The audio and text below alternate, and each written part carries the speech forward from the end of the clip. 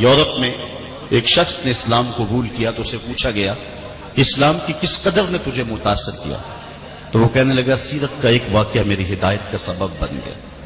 ایک دن مجلس جمی ہے حضور کی، ایک شخص اٹھ کے کھڑا ہوتا ہے، حضور میرا بچہ گم ہے، 2-3 دن سے مل نہیں رہا، آپ دعا کریں میرا بچہ مل جائے۔ قبل اس سے کہ حضور دعا کے لیے ہاتھ اٹھاتے اور باب اجابت کھل جاتے۔ اعلی حضرت فرماتے ہیں اجابت کا سیرا عنایت کا جوڑا، دلہن بن کے نکلی دعائے محمد صلی اللہ علیہ وسلم۔ قبل اس سے کہ حضور دعا کے لیے ہاتھ اٹھاتے، ایک شخص جو بعد میں آیا تھا کھڑا ہو گیا، حضور میں ابھی فلاں باغ کے قریب سے گزر کے آیا ہوں، میں نے بچوں کے ساتھ اس کے بیٹے کو وہاں کھیلتے ہوئے دیکھا ہے۔ باپ نے سنا تو دوڑ لگا دی، حضور نے فرمایا اس کو واپس بلایا گیا۔ بہت جلدی ہے جی حضور، آپ جانتے ہیں ایک باپ کے جذبات کیا ہوتے ہیں۔ 3 دن سے بچھڑا ہے، آنکھیں ترس گئی، 3 دن سے اس کی ماں نے کچھ کھایا نہیں نہ کچھ پیا ہے۔ تڑپتی ہوئی ممتا کی ماری ہوئی ماں کو بھی قرار دینا چاہتا ہوں، خود بھی تسکین پانا چاہتا ہوں۔ فرمایا ضرور جاؤ، تمہارے جذبات سے آگاہ ہوں، لیکن تمہارے بلانے کا بھی ایک مقصد تھا۔ جی حضور ارشاد کیجئے۔ فرمایا جب باغ کے کنارے جاؤ تو بچوں کے ساتھ اپنے بیٹے کو کھیلتا ہوا دیکھو تو اس کو بیٹا کہہ کے آواز نہ دینا، جو نام رکھا اس نام سے پکارنا۔ عرض کی میرا بیٹا ہے، اگر نام بیٹا کہہ کے پکاروں تو حرج بھی کیا ہے؟ فرمایا تم 3 دن سے بچھڑے ہو، تمہارے لہجے میں بلا کا شہد ہوگا اور تم نہیں جانتے، ہو سکتا ہے کھیلنے والوں میں کوئی یتیم بھی کھیل رہا ہو، اور جب تم اپنے بیٹے کو بیٹا کہہ کے پکارو گے تو اس کا دل تڑپ جائے گا، کلیجہ چھلنی ہو جائے گا، آج میرا باپ ہوتا تو مجھے بھی بیٹا کہہ کے پکار۔ کہا یہ شوق گھر جا کے پورا کر لینا، لیکن اس کا نام لے کے اس کو وہاں پکارنا۔ یہ اسلام کا دیا ہوا مزاج۔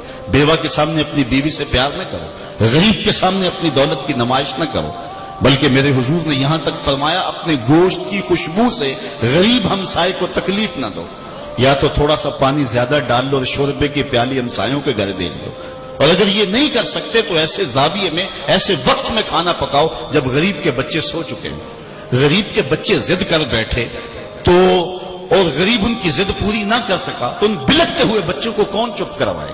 وہ کیا کسی نے کہا تھا دوپہر کو سلا دیتی ہے بچوں کو وہ اس ڈر سے گلی میں پھر کھلونے بیچنے والا نہ آ جائے۔ ہم نے معاشرے کے ان رشتے ہوئے زخموں کو کبھی دیکھا؟ آج ہمارے انداز، ہمارے رویے لوگوں کے دکھ کا سامان بنے ہوئے۔ میں کہتا ہوں کہ یہ لوگ جو غریبوں کو لائن میں کھڑے کر کے عید پیکج دے رہے ہوتے، یہ غریبوں کی تذلیل نہیں کر رہے ہوتے؟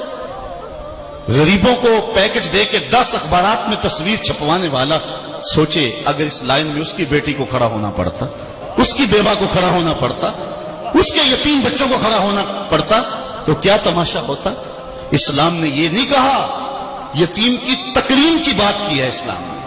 کلا بل لا تکرمون الیتیم، یار بچا ہوا کھانا تو کتے کو بھی ڈالا جا سکتا ہے، بچی ہوئی دیگ آپ مدرسے میں بھیج کے سمجھتے کمال کر دیا، یہ بات نہیں ہے۔ یتیم کی تکریم کی بات ہے، اس کی عزت نفس کی بات ہے۔ بہترین دھرتی پہ وہ گھر ہے جس میں یتیم بھی ہو، اس کی تکریم بھی کی جا رہی ہے، اس چیز کا احساس، اس چیز کا لحاظ رکھا جائے۔